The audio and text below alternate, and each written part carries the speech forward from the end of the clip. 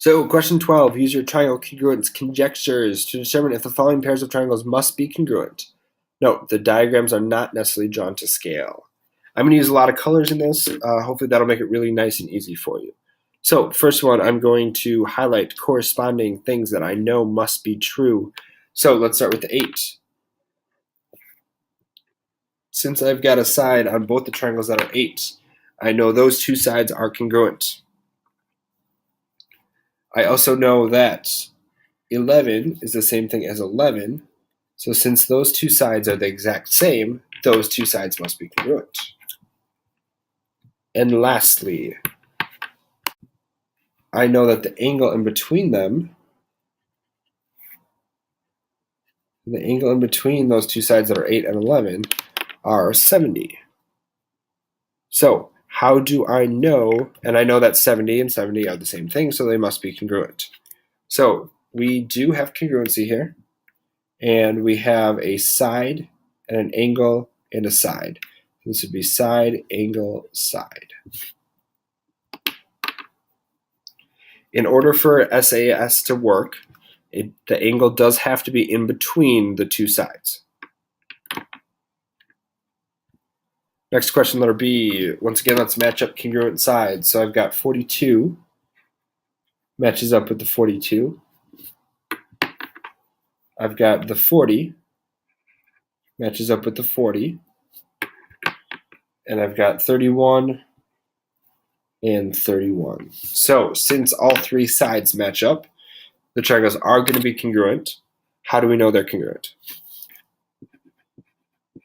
And side, side, side congruency is going to be our reason for this one. Question letter C.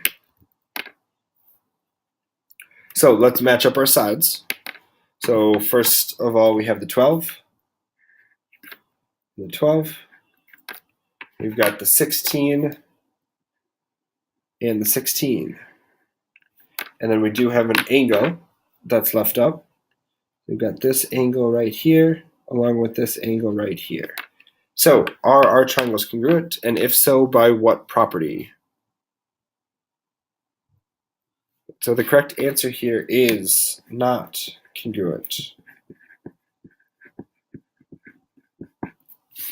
And if you thought maybe it was side, angle, side, you would be right if the angle in between the two sides was congruent. So because this is side, angle, side, and this is angle, side, side, those two do not match up. This angle would have to be in between the two angles, or the two sides. So the green angle here would have to be in between yellow and orange, just like the green is in between yellow and orange here. So not congruent for that one. Let's look at the next one. Letter D. So let's match up sides. We've got 6, and we've got the 6 here. So those sides match up. Now let's look at angles. I've got this angle right here, pairs up with this angle right here. And how do I know that those two angles are congruent? Good, vertical angles. The two angles are across from each other.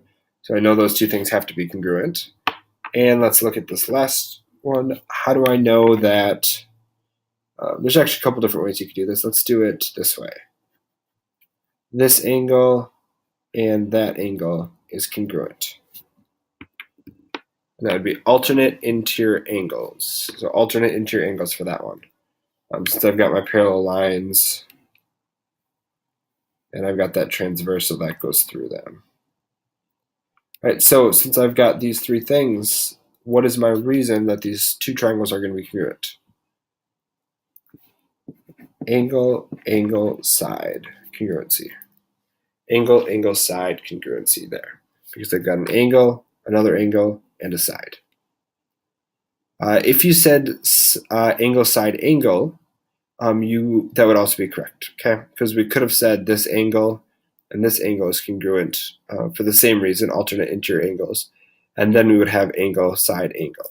So if you chose to do the other angle besides that purple one, you could also prove it with angle, side, angle. Question E. Actually, I'm going to stop the video there, and then we'll continue on with the next video for the other 4 problems.